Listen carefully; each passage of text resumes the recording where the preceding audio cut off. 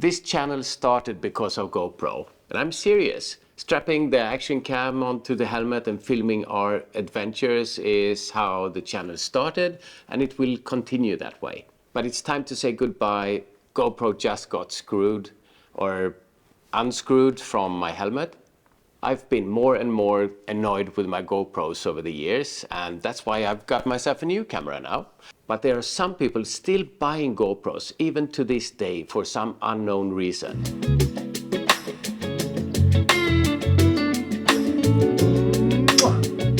Best camera on the market. I look forward to fighting with Thomas next time we meet, and the game is on.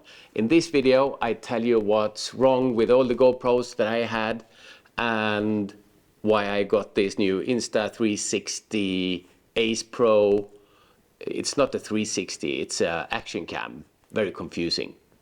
First of all, I don't have the GoPro here for comparison because I had to sell it to afford the Ace Pro. And that's why it's not a sponsored video, and I'll even tell you some setbacks on this camera also. Now, to make all the adventure videos that we make on this channel, we have a lot of different cameras. But the most important one is the action camera on the helmet to get that point of view angles, but also to capture all the voices from myself and my buddies in the group through the intercom. Guys, I'm really fucking impressed with you, really! You cannot Where did you imagine. go? I've been a GoPro user now for over 10 years, since the Hero 3. That's even before stabilization was invented. And they served me quite well. But as a motorcycle rider now, I've been more and more annoyed with a few details, and it has nothing to do with image quality. And today there's quite a few brands on the market that I'm looking for to solve my problems. And the main players are the GoPro Hero 12, we have the DJI Action 4, and we have the Insta360 Ace Pro. But the reason I got the Ace Pro was not to get better image quality or stabilization. I dumped the GoPro for other reasons. But let's start with the least important one. So how can image quality and stabilization be the least important part? Because all the new cameras have amazing video. It's 2024 and the technology is so advanced, the video is perfect and the stabilization is, I mean, Michael J. Fox could shoot a cinematic scene. So it's not that. But it's actually already here that I rule out the DJI Action 4 because Thomas Hansen, you know who, he bought the Action 4 camera and he had problems with some stabilization jitters in his videos.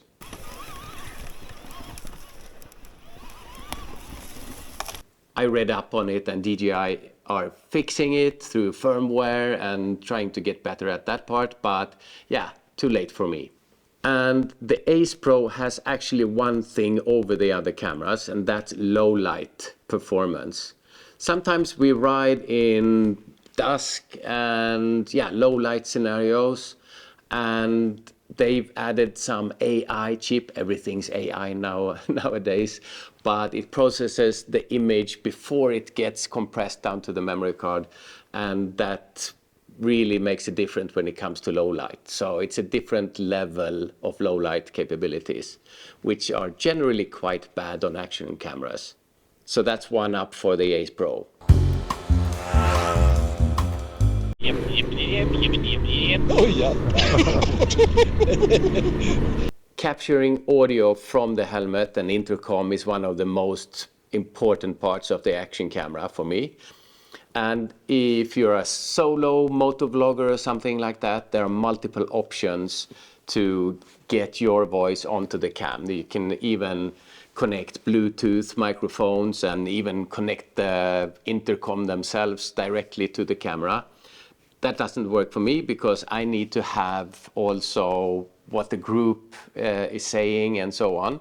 So I'm stuck with audio cable. If you want to see how I connected the audio cable with microphones and everything, check out this video. And with the GoPro, to get this audio cable into the camera, I had to purchase the media mod, which is quite expensive. And it's a cage that you have to put the entire camera in, close it, and then you have access to the 3.5mm cable there. And that's the start of my problems. With the Ace Pro, I have a small little adapter that I just put on the side, pop, and I have USB and 3.5mm audio cable input here. I have the small audio adapter, problem solved. With the GoPro and the media mod, that's where I really got annoyed. Changing batteries, it comes down to this simple thing. Also because GoPro has a shorter battery life than the competition. So the scenario is, I cannot show you fully because I don't have the camera. The scenario is, I'm out filming with my action camera and the battery dies. I have to change batteries. So first I have to stop the bike, get the gloves off, take off the helmet. To access the camera, first I have to unscrew this thumb screw that I mounted quite hard to prevent it from bending. So unscrew this, and when I unscrewed this screw, I can release the media mod. And then I have to open the media mod and get the camera out to change the battery. And then put it back in the media mod, close that, screw it back with the thumb screw and connect the audio cable again. And that takes minutes every time. Some people who use the GoPro with a media mod, they also have the power bank connected to the GoPro so that the battery never dies and you don't have to hassle with that. But that's one extra cable, and if I have the battery pack on me somewhere, I have to disconnect that every time I stop, or I need to have a power bank glued to the helmet. Not my cup of tea. And with the Ace Pro, so I'm out riding, battery dies, I stop the bike, gloves off, open the side hatchet here, take out the old one, put in the new one, and close. Gloves on, and off we go. We're filming, new battery. There's a challenge for you, Thomas. I also like this indicator light that is really visible, because sometimes I have to look in the rear view mirror if the camera is recording or if I actually manage to stop the recording and things like that. So the red blinking light is really visible in the rear view mirror. I had some trust issues with the GoPro also. If the battery didn't die on me, it could just stop filming without any obvious reason and some error message. It could overheat, although it needs to be quite hot for that. In this season it's venting a lot, so it won't, but that happens, and it just froze sometimes. So I bet on the underdogs to make a more stable camera. On our trips, I commonly use the iPhone when I'm not on the bike filming the ride and so on. I bring up the iPhone and it's so quick to get up there and you get the footage. And it's also better at low light than the action cameras. But I may reconsider a little bit now, because this camera on the helmet is now so easy to get off the helmet. I disconnect the audio and there's a magnetic mount here. So plus there's a little flip screen. So it's very quick and easy to just bring up and film. And we have the low light capabilities that are quite good on this one also. So it may double up as sort of the quick handy cam. And I can have the magnetic mount on a stick or something and just click it there, then back on the helmet and in with the audio camera, done. I wouldn't bother doing that with the GoPro. And here's one of the negative things that I already found on the HDR. And it includes wearing my thickest winter gloves. And the difference between the GoPro here is It's hard if you have a lot of glove here in the finger, it's quite hard to stop the video. It's quite easy to start it because you can press as long as you want and the video will start.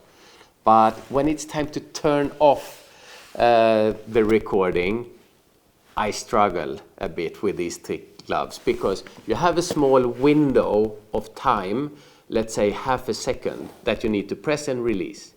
Then it stops because you have other features with long press that cancels the video. So if you hold it, let's say 3 seconds or something like that, and that's a neat feature. If you film something and just realize that it was a crap clip, and you can just long press and it takes away the whole shot from the camera. There's no risk that I found that you accidentally cancel a shot by trying to just turn it off, but you have to fit the window there of a little simple click, tick, and that's hard to do with a glove. So I made the change. I hope it's the solution to my problems.